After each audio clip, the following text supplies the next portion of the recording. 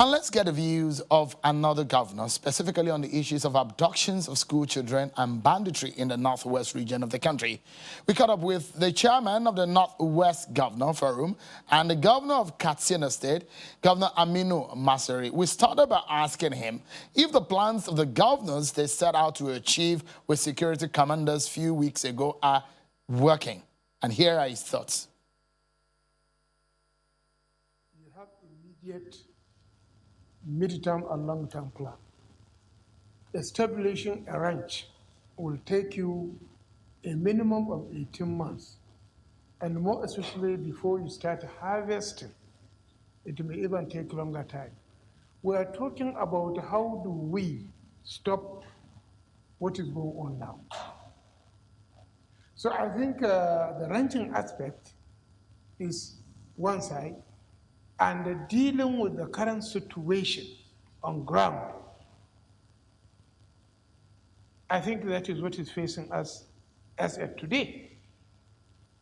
And we had a meeting with the new head of the armed forces last week in Katsina, and we have gone through what needs to be done in order to curb this spate of banditry and kidnapping, especially of school children.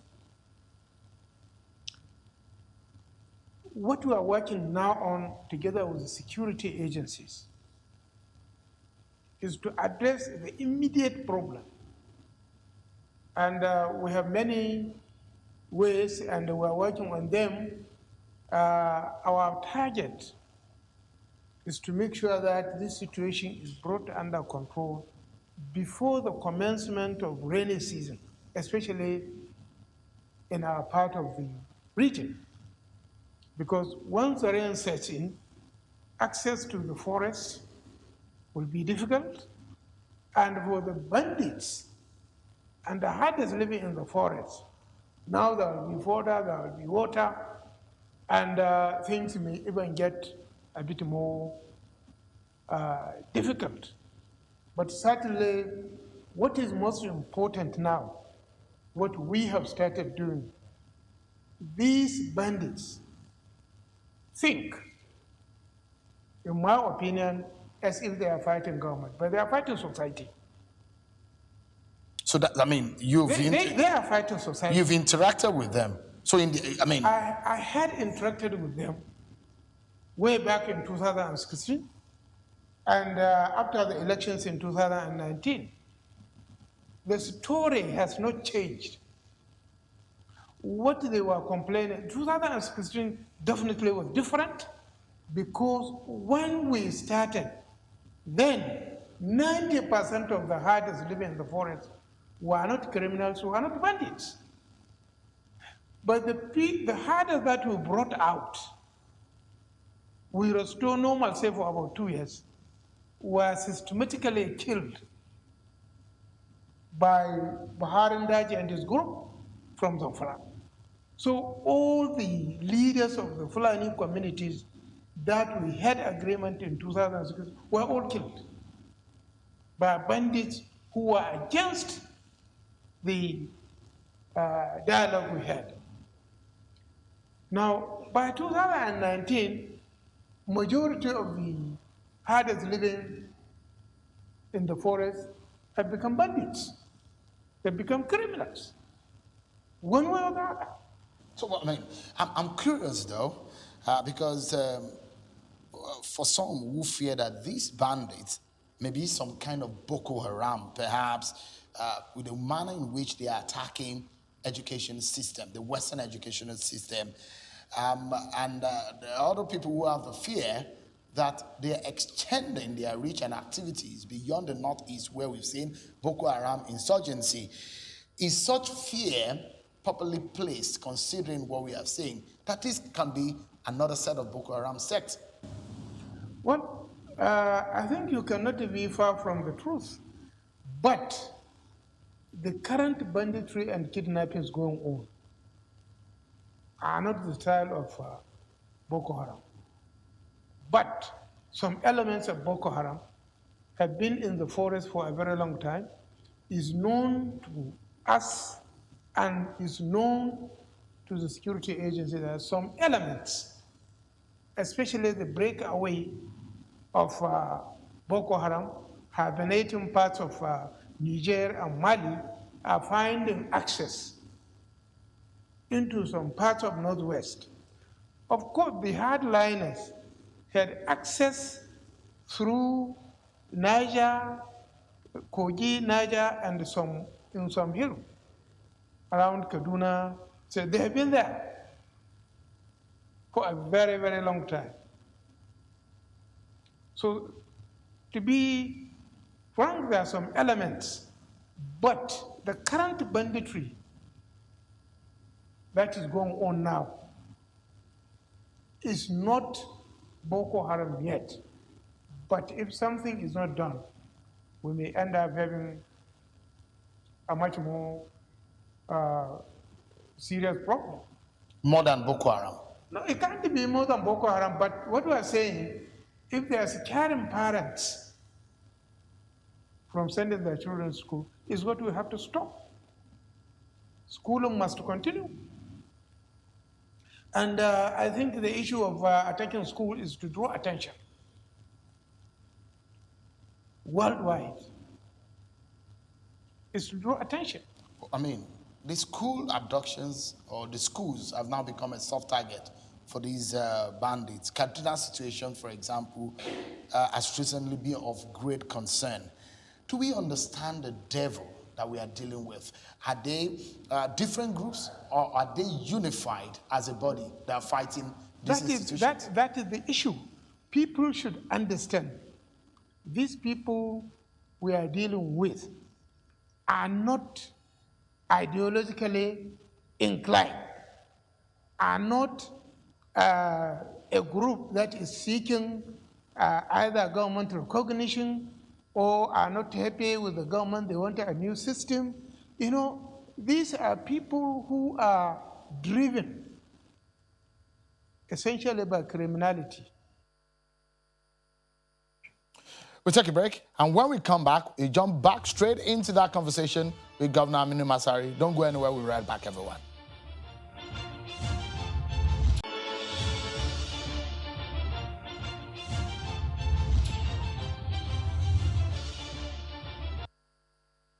Perhaps because of the urgency of solution that is needed, especially the lives of people that are involved, is there a low-hanging fruit? Because people are dying. People are being kidnapped every day. Of course. What do you think is urgent that needs to be done? I mean, you have mentioned a few things, but those things don't look like what will happen in the immediate. They are looking like intermediate and long-term plans. No, I think immediately, like what I told you, that what we are putting on ground in the villages are things that are going to restore faith and confidence. But what you need to do is to restore confidence in the minds of the public and also let them know.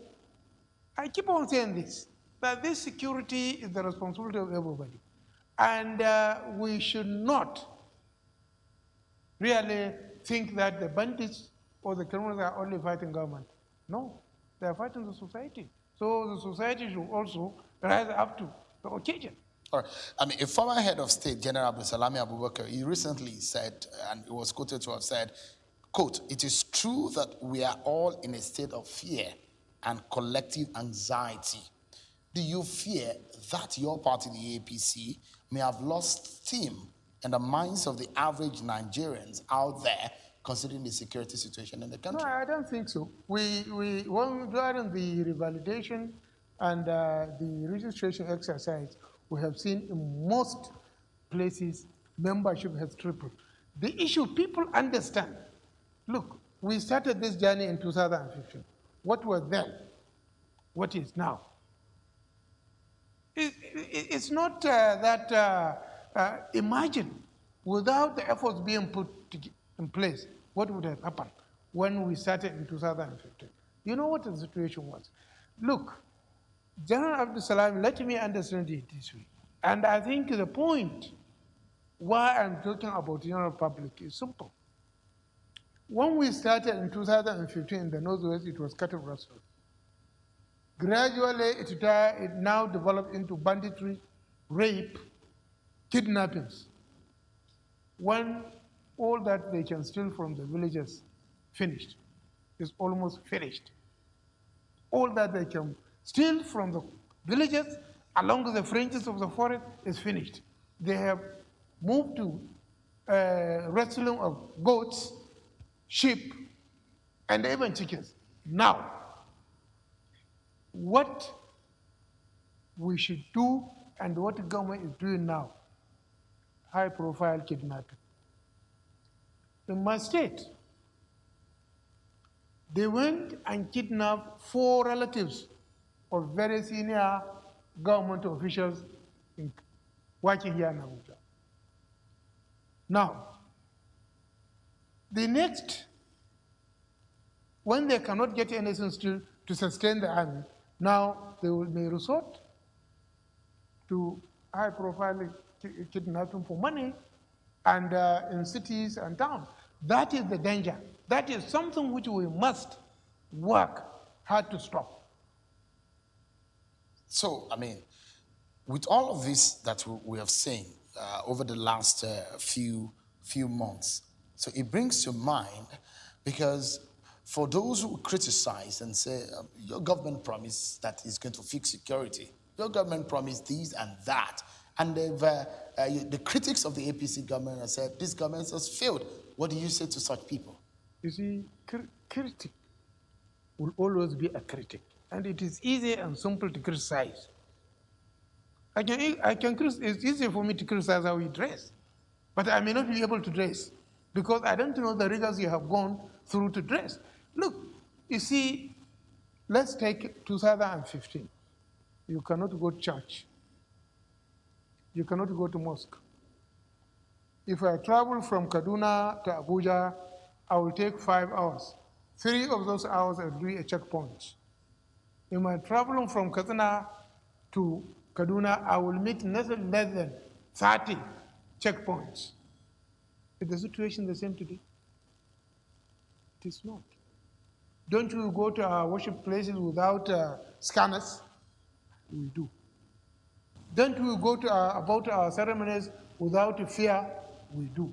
Yes, there are kidnappers, there are bandits around. But look at the whole world.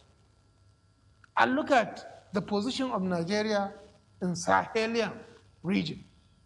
Are we not the richest? So the attraction even for kidnappers to come to Nigeria is there. If you kidnap somebody in Mali, why will you get 10,000 naira? If I kidnap you in Nigeria, I get millions. Because the money is there. So the people, all of us will have to rise to the occasion. One of the criticism is the fact that, interestingly, you are former Speaker of the House. Right. You're a governor. You are an APC leader. Right. And people have been clamoring for restructuring, state policing. Why is it difficult to make that happen? We as a party, we are absolutely supportive of devolution, state police, and many other things. But why has your party not taken that step to devolve power and to create state policing like some people are yearning for? The party that is devolve power, it is the National Assembly that will devolve power. Well, your party is the majority party in the National Assembly. I absolutely agree with you. Currently, the constitutional review is going on, and I'm sure a lot of these issues raised in terms of devolution will be addressed. And I think I absolutely agree with you that we need to look at some of these things. I absolutely support police, state police, and much more, because you call governor chief security officer. He cannot buy a bullet. He cannot hold it. He cannot keep it. We don't. So see, the reality is there are certain misnomers, even in the Constitution, that needs to be addressed. We need to know the role of governor, the role of the military, the role of Mr. A, C, D, and E. So, isn't that supposed to be an urgent matter for your party and the government in power? Our party is pushing it. It's pushing it in the National Assembly. Really? Now? Really. Our party is seriously pushing. for that to happen? Yes. Is the president behind that? Of course. He wants a devolution of power. How soon do you think that will happen? I'm not a member of the National Assembly. But you're a leader of thought in your party, a I'm a political leader. leader. I'm a leader in my party, but you know the workings of the National Assembly, of which I know. There are steps, there are systems which they have to follow, because anybody can challenge whatever they do in court unless they follow the constitutional provisions in terms of amending the Constitution. Let me take you quickly because of our time, some of the issues that we need to wrap up. I was going to ask you when you were giving alternatives into resolving some of this problem, could a setup like the Operation Sheikh be of any help to stopping these bandits? I don't understand the Operation Sheikh. It's a setup by some northern groups in helping. I think it has never, they have mentioned it, but I don't think we shouldn't be lawless. If these people are lawless, and we shouldn't be lawless, the consequences of two mistakes does not bring something good. So the reality is we should say, let us wake up to our responsibilities. You have explored amnesty for bandits once, but it appears that has not worked. Is it an option you're willing to explore again? Not the kind of dialogue we did, no. My option is simple. The bandits are harassing, killing, maiming, abducting, and raping the communities they live with. Let them stop it. Let them stop attacking the villages. Let them stop cattle rustling. Then there won't be SOS to the police. There won't be SOS to the military. There won't be SOS to government house. And there won't be NSAKAI or vigilante or volunteers. Because it is when they attack, then an alarm is raised. Let them stop. Are you willing to reabsorb them? Are you willing to give them a kind of blanket amnesty? If a bandit will bring all his guns, all his ammunitions, come out of the forest, because you can't have 20 guns and give me 5. Remain in the forest. No, I will never. We have done it before. It has not worked. They are not sincere. Sheikh Gumi told us on this channel. He says that the situation in Katsina, for example, did not work because partly that the government failed on its own part to keep to its promise or reneged on the agreements. Was he there? What did he know about what we did in Katsina? I challenge Gumi to come and tell us if he knows what we did in Katsina. What does he know? The story they are telling him is the story they said in 2015, the same story in 2009. What does he know about the forest? What does he know about the forest? He's visited these bandits. Is he legitimizing killing? He cannot legitimize. Look, they need moral and spiritual education to know the value of life and stop killing people, stop raping women, innocent women. And how can you justify somebody who abducts an innocent mother and send her into the bush with a 3-month-old baby? So you don't support Sheikh Gumi's intervention? I don't, because he's not doing it rightly. What do you expect him to do? I expect him, first, let him preach to them the implication of killing innocent person. And also the implication of abducting people, the implication of raping, the implication of stealing, and the consequences. That's what I expect a clergyman, first and foremost, to do.